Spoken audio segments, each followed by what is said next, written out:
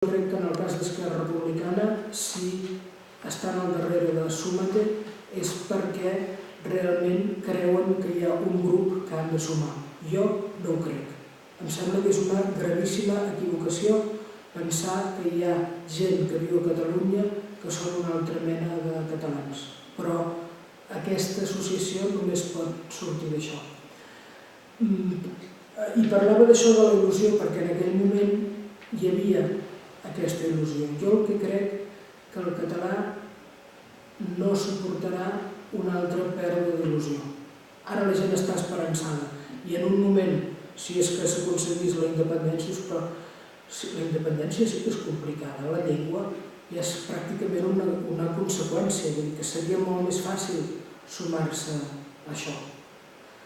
Però se segueix plantejant en aquests termes de política lingüística rància, els efectes de la qual ja coneixem i per tant jo no ho comparteixo.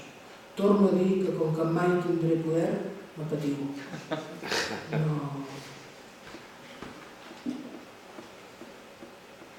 No sé si t'he contestat. Zukinik galdera bat, beste galderenik badago batzetik? Atzeraino?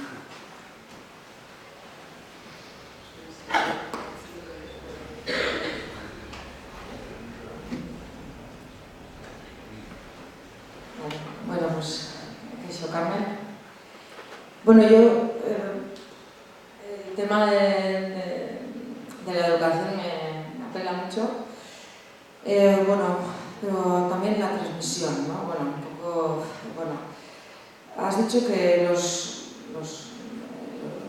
gente más, bueno, que tiene que tener, nuestros hijos e hijas tienen que tener con quién hablar, ¿no? Para que la transmisión no se pierda.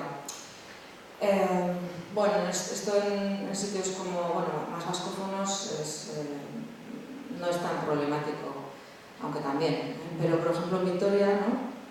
Que es donde yo ahora vivo, yo vengo de una zona vascófona, o por lo menos idílicamente, así lo pensamos.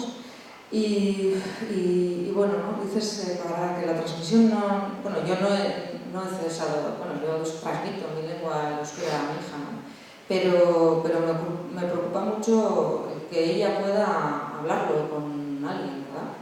Porque sí que hay gente que lo habla, pero en Vitoria, pues bueno, hay solo un bilingüismo, hay multilingüismo y bueno, y también, bueno, hoy en día también se está debatiendo, ¿no? La idea de transmisión es muy diferente a la que teníamos antes, ¿verdad? La transmisión es muy importante que haya una transmisión de igual a igual, no solo de los padres a los hijos, ¿no? Sino que, lo que tú has dicho, tienen que tener con quién hablar, con alguien que no sea los padres, ¿no?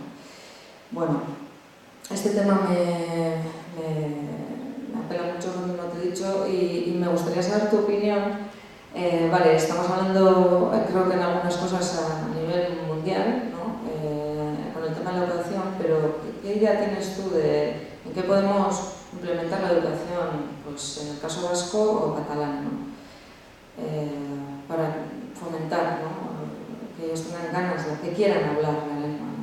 Me gustaría tu opinión, porque ha sido un poco crítica y es verdad que la escuela no asegura la revitalización de una lengua, aunque acabas de decir ahora que también puede ayudar, pero también aquí estamos en una crisis, ¿no? Una crisis yo creo muy profunda, de que hay mucha gente que lo ha aprendido a través de la escuela también es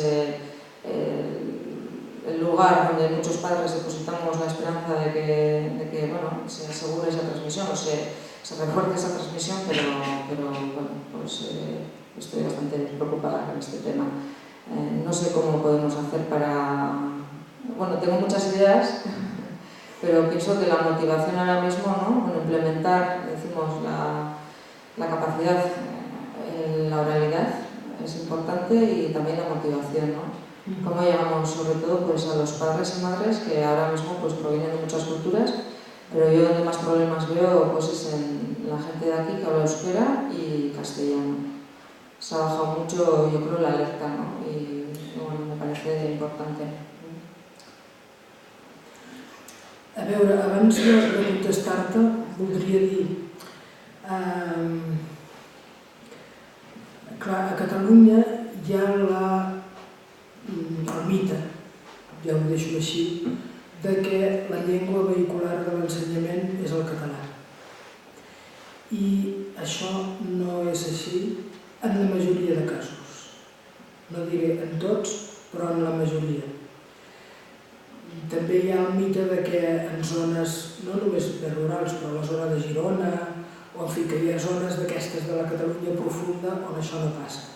Jo hi he anat a les escoles. Vull dir que jo trepitjo molt el territori i he vist com s'ha anat extenent aquest canvi en els usos lingüístics com una taca d'oli. I podria parlar de llocs concrets on jo he vist com desapareixia el català pràcticament davant dels meus ulls. Vull dir que l'escola proporciona el coneixement, però després, segurament amb l'ús, no té res a fer. Dit això, i ja anant a la teva pregunta, també jo he dit sempre que si tot el que es va invertir en immersió s'hagués invertit en esport i oci, segurament ara estaríem en una situació molt diferent i molt més favorable a la llengua. Perquè, per exemple, l'esplai és això com els Boy Scouts, però és una institució molt catalana. Vull dir, el Pujol també era escolta, no? Vull dir que de la gent allà tothom va a la muntanya i, en fi, fan aquests peregrinatges, això. Era una institució que per mi pràcticament era impensable que no es fes en català perquè les cançons, els jocs, tot el que estava associat a l'esplai, vull dir, els nanos des de petits hi van i tenen el cau i totes aquestes coses, jo no hi havia anat mai, vull dir que no sé molt bé com funciona i els meus fills hi van anar però tampoc m'ho vaig aprendre molt bé. Bé, sigui com sigui, és una institució que per mi és que és això, és que era realment impensable que això no funcionés en català perquè estava concebuda en català. Doncs jo he vist com els esplais s'anava substituint la llengua. L'altra qüestió és l'esport. Tu vas a partits de futbol, de bàsquet, del que vulguis, i la llengua en la que es funciona és majoritàriament el castellà. Fins i tot hi ha casos de divisió i jo no comparteixo gens aquesta idea, però hi ha gent que la fomenta. Doncs en un poble els catalanoparlants juguen a hoquei i els castellanoparlants juguen a futbol. I això passa molt allà. Jo tinc un fill esportista i juga a futbol. Però això implica que jo, durant anys, he sigut una cosa estranya allà, no dic, a mi em tracten com si fos la reina mare. Em posen una cadira allà i aquesta. I parla català. Sí, és la que parla català, no? O alguna vegada m'he trobat algun pagès d'aquests de Masquefa que van a veure el futbol i em diuen, què hi fas tu aquí? Avui ja soc una cosa estranya. Però, clar, jo reconec que a vegades anem a pobles on la gent parla català i penso això, com si anés a veure una tribu perduda en algun lloc, mira, aquests encara parlen català. Aleshores, jo crec que aquests dos àmbits realment els hem deixat perdre quan són àmbits on l'ús espontani de la llengua ajudaria moltíssim. No sé si som a temps, i espero que sí, però crec que el més important és crear aquests espais d'ús espontani de manera que els nanos... De fet, això d'acostumar-se a parlar una llengua és una qüestió de 2 mesos de comportament conscient. No... Sí, quan diem això, cada cop que trobem el desconegut li parlem en castellà. Jo ho dic molt sovint. Durant 2 mesos tu només parla català, en el nostre cas. I veuràs que després ja ho fas automàticament. Doncs es tractaria això de crear aquests ambients, si voleu en un principi artificials, però que es podrien naturalitzar de seguida i permetrien l'ús espontani de la llengua entre iguals. crec que això és una opció, però insisteixo, jo he vist més coses, més exemples d'aquests al País Basc que no a Catalunya. Voldria animar-te més, però no sé. Norbetiko dauka esateko zerbait? Nimatu, bati bat goizekoak horre amantaiarekin jokatzen duzu eta.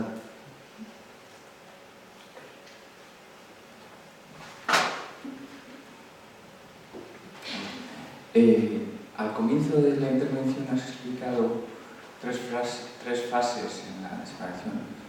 Y bueno, me ha parecido que cuando decías que es un esquema tradicional de la sociolingüística catalana, que imagino que tendrá bastantes décadas, bueno, que ya tendrá bastantes años.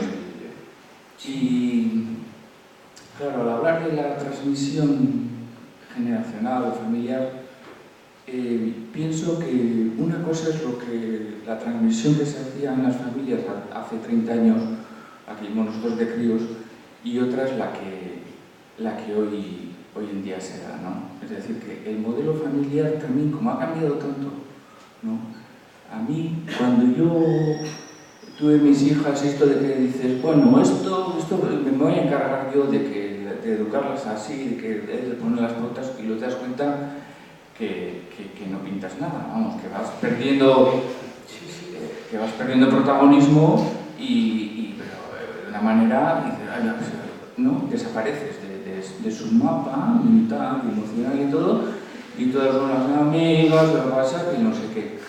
Entonces, claro, digo yo, el esquema ese que estaría pensado para un momento en el que las familias funcionaban y la transmisión funcionaba de otra manera, ¿no? Y entonces incluso decías, no, estos son 3 generaciones o 4. Y digo, pues, hoy en día me parece que esos fenómenos que habría que matizar y que todo va mucho más rápido, para mal, claro, a efectos de eso, del protagonismo que puede tener un padre o una madre, ¿no? A la hora de marcar estas pautas, ¿no? Bueno, solo quería decir eso, ¿no? Matizar un poco que en ese esquema yo añadiría ese elemento de que el modelo de transmisión, pues que está cambiando también mucho y que los hijos pues no están en nuestras manos. Amb això estem totalment d'acord, però el que no canvia és en quina llengua tu parles al teu fill. I això pot ser que després tingui efecte o no. Jo ho comento moltes vegades, aquest matí també he sortit, no sé per què. Jo visc en un entorn majoritàriament castellanoparlant. O sigui, jo he vist com, des que jo vaig néixer, el meu poble, que era pràcticament monolingüe català, ara és pràcticament monolingüe castellà. Jo podia haver marxat, però clar, penso, si tots marxem, ja està, doncs jo m'he quedat, no? I soc la catalana.